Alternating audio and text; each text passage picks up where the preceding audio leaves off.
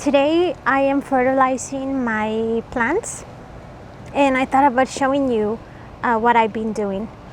So, being very honest, I usually don't fertilize my plants that much, but this year I've been having a lot of issues with all kinds of disease. So I've been having powdery mildew, I've been having a bunch of aphids, like crazy aphids all over the place. So, adding to the list, leaf miners.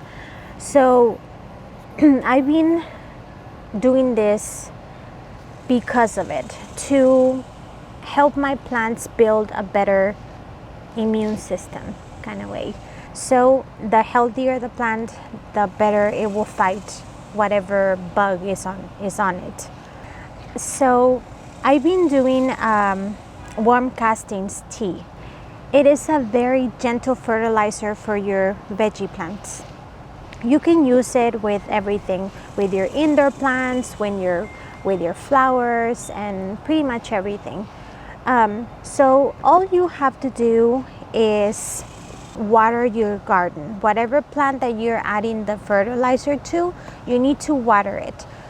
Watering the soil will help your worm castings tea to spread better in the soil, because if it's too dry, it might just like go to waste, kind of like run out, or the plant won't be able to get to it as easy, like the roots won't be able to absorb it. So that is the first thing. Make sure that you water in the morning, and you can do your tea later in the afternoon. So for the tea, I have about 5 gallons of water. The water needs to be without chlorine.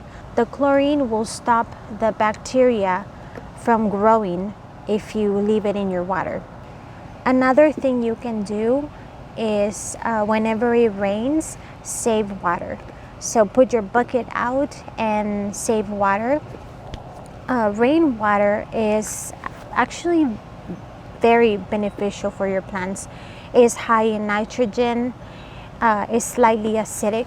It holds about a 5 to a 5.5 acidity, which your plants will love. That's why every time it rains, your garden looks so green and lush, because of all the nitrogen in it.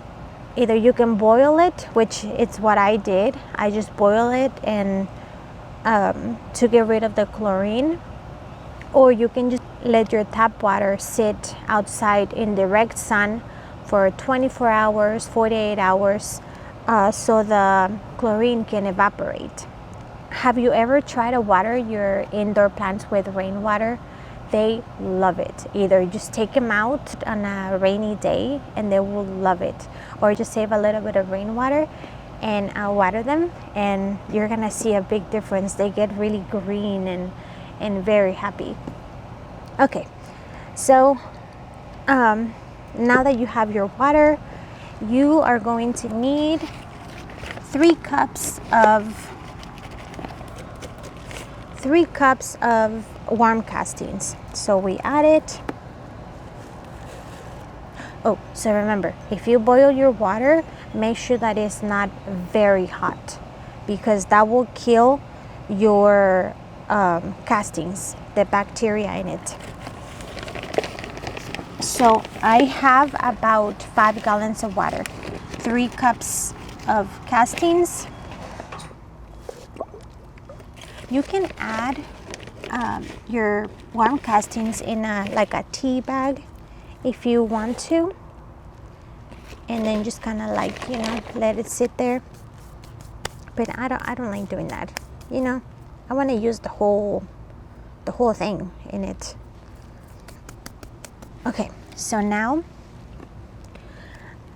you add about 2-3 tablespoons of molasses, and this is gonna act as a feeding sugar for the bacteria. The way that I see it is like whenever you're baking bread, you mix your yeast with water and a little bit of sugar for the yeast to fluff up and activate. So this is the same concept. So I'm adding a little bit of molasses to my castings to feed the bacteria and for it to double in size, to create more. So it needs to be unsulfured molasses. So all you do is just, oh, that smells so good. Have you ever tried to make cookies with this stuff? So good. Okay.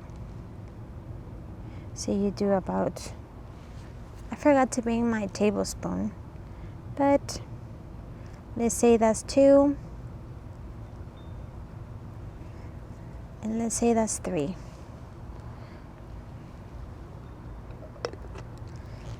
Okay.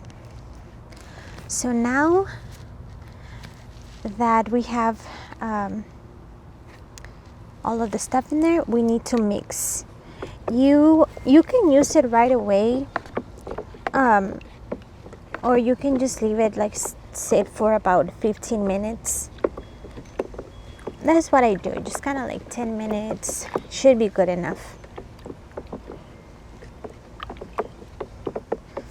Just make sure that you don't leave it sitting for more than 48 hours, because it's gonna get really stinky and it's gonna go bad, and you don't want that with your veggies. There's ants on me.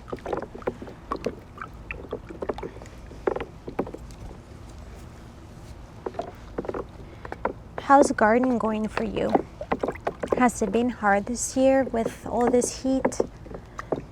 I've been experiencing a lot of aphids. It's been pretty crazy.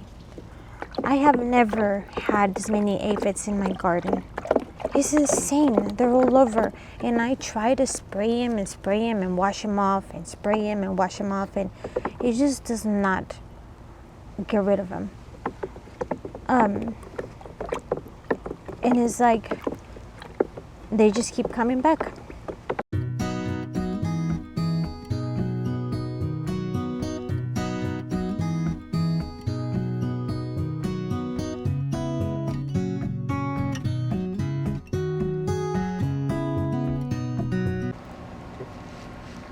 So this thing is very heavy for me to pour it on the plants. So what I'm gonna do, I'm gonna add the tea to my watering can. That way it's easier for me to spread it around the garden.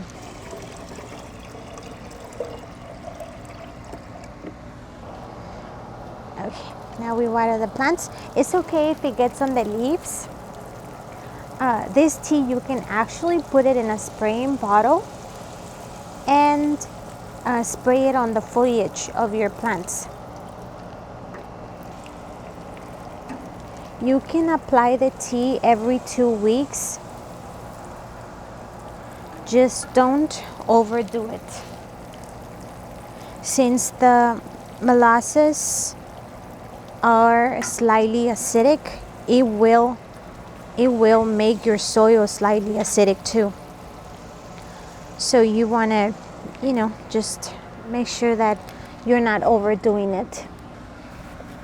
And it's a very gentle tea, so it won't hurt your plants.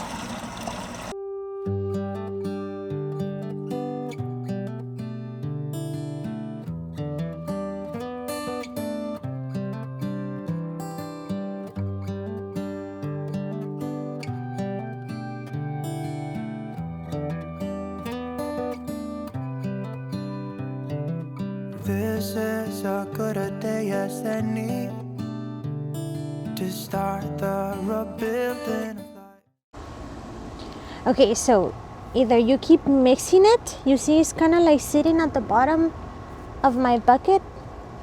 You can like stir it real good, or you can add more water to this and make more tea to keep watering your plants. Well, that is it for today.